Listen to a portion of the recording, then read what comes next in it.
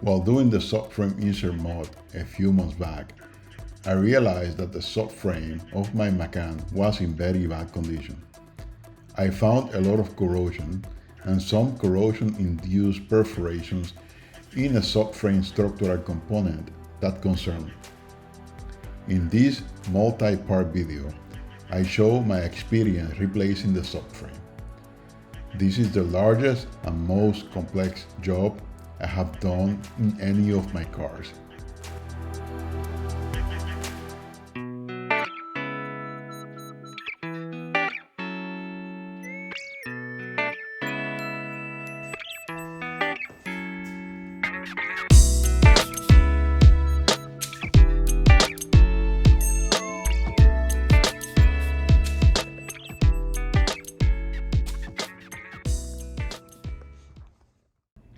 I got a rear subframe from eBay from a 2021 Porsche Macan Base. The subframe part number matched the one I needed for mine. But as you'll find out later, there's a slight difference between the Macan Base and the Macan S as it relates to the subframe. This is the donor Macan, which seems to have experienced a serious accident that damaged the front, but as you can see, the rear is intact. I did this research because I wanted to make sure that the subframe didn't suffer any impact.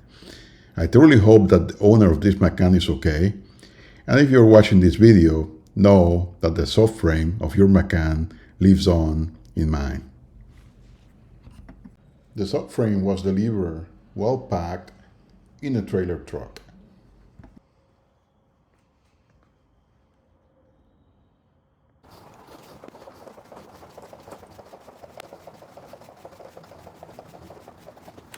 I started by treating the new subframe, removing any developing rust and other stuff with a wire brush.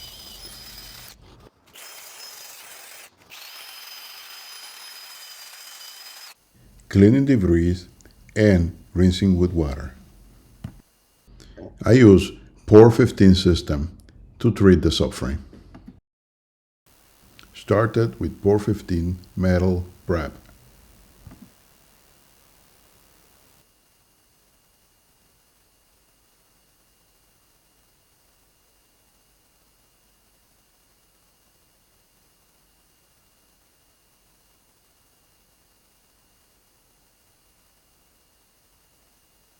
Then followed up with several coats of Porsche 15 paint.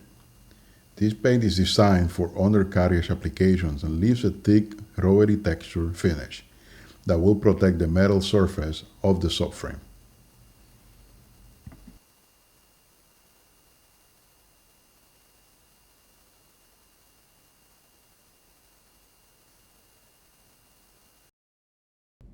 As you can see, the finish is very impressive.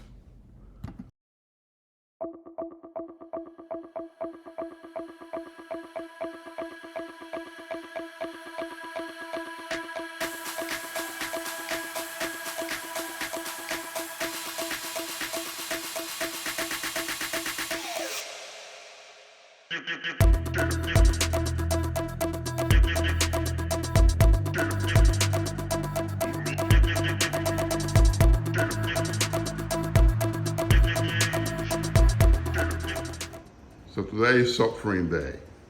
I'm not sure how we'll do it, but here we go. I start by removing the undercarriage covers.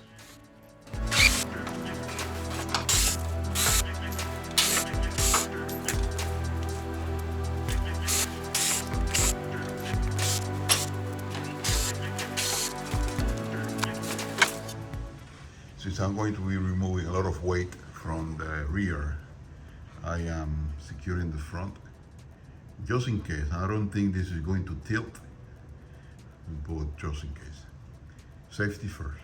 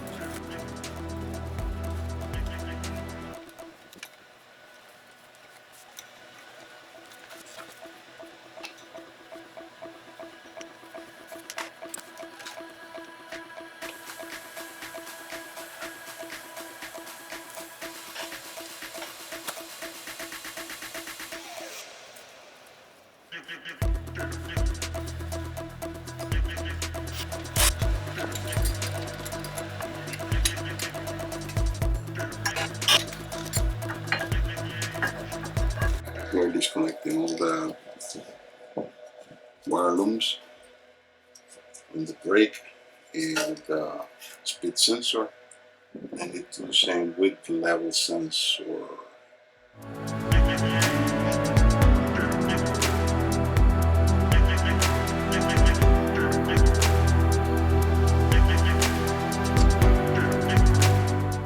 Now I'm using Peewees to empty the two rear air springs.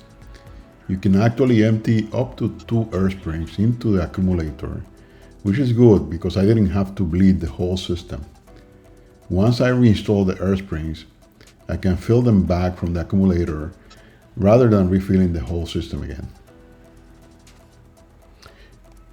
You select a rear spring at a time, and the compressor will start cycling until process is complete.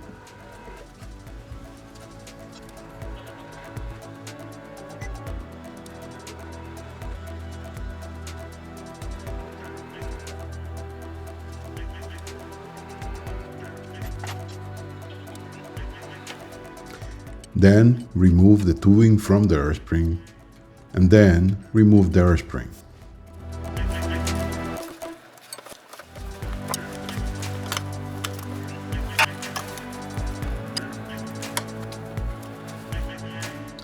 Now the air springs are bled and ready to be taken out. You take them out by undoing the clip at the bottom and pushing them up. Then remove the stone guard.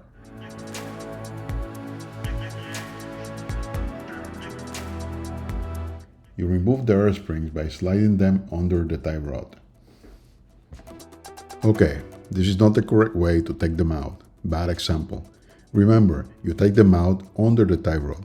Since I'm not reusing the springs, what I did is fine. But if I was reusing the springs, this way could damage them. This is the clip you need to undo.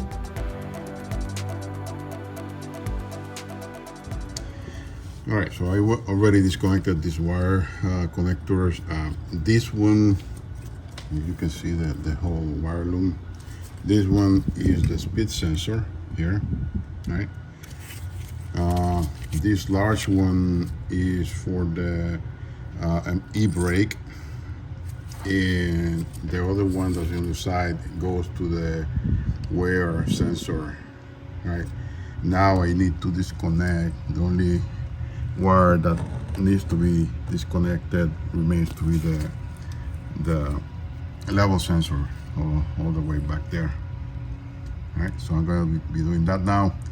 Then I'm going to remove this. I'm going to mark this first so that I know the positioning, because this is an alignment bolt. So I'm going to put it back the same way I took it out. But I need to remove this because, as you can see here, I don't want to remove the brake fluid hose into the caliper. So I'm going to be hanging the caliper here with the tie wrap so that I can lower the subframe. And in order to do that, obviously there's not enough space to pass the caliper through here. So I'm going to have to remove this first, lift it up, and then move the caliper on the other side. All right, so these are the marks. And we're ready to go.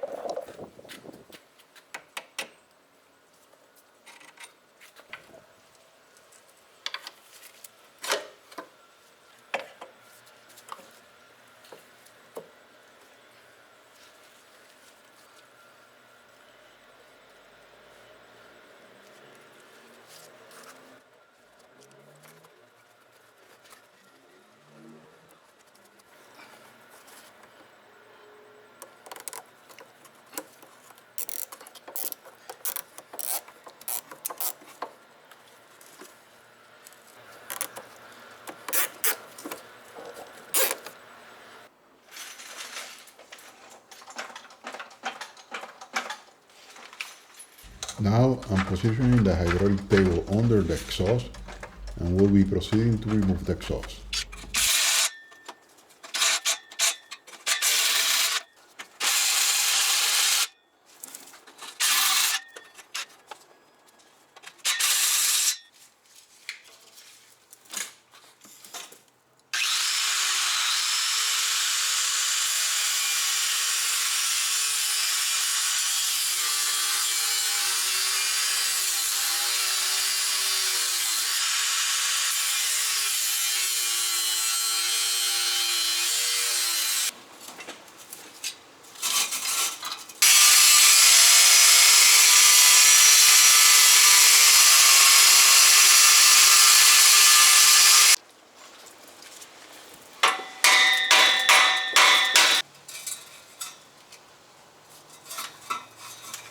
Holding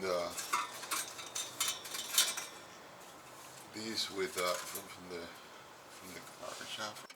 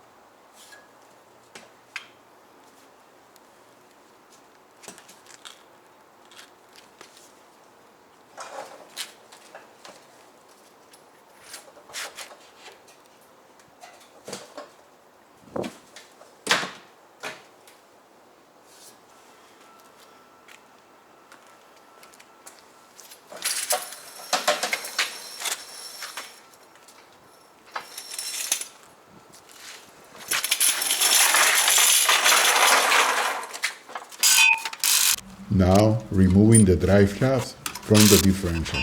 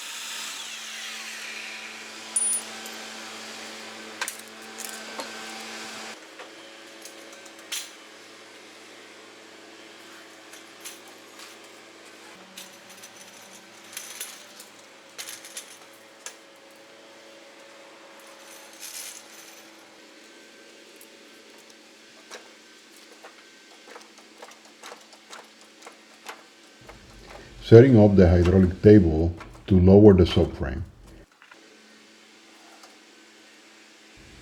Now that everything is removed, there's only 4 bolts that hold the subframe.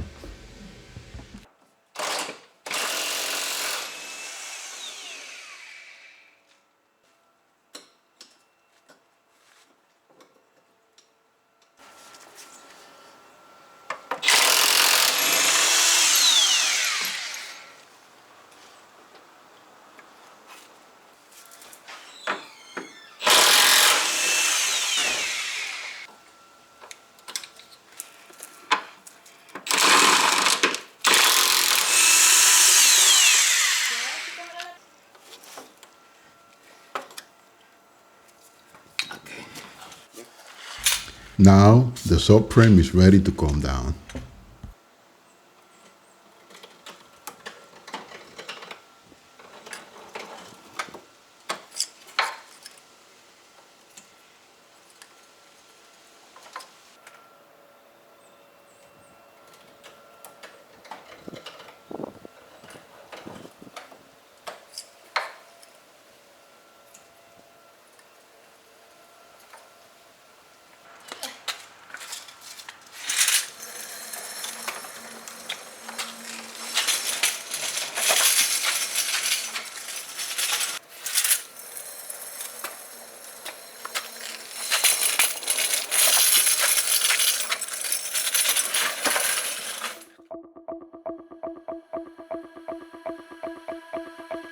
I didn't have any idea what I was getting into, but now the subframe is out.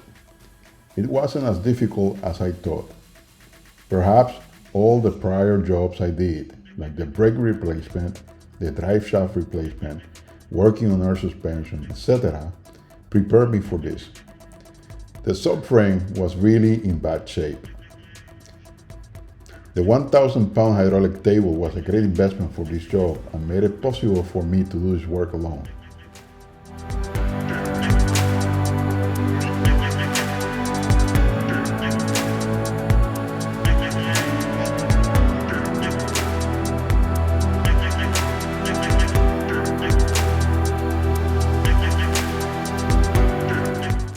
Tune in as I continue my adventure with the subframe in the next video, and subscribe to the channel. See you soon.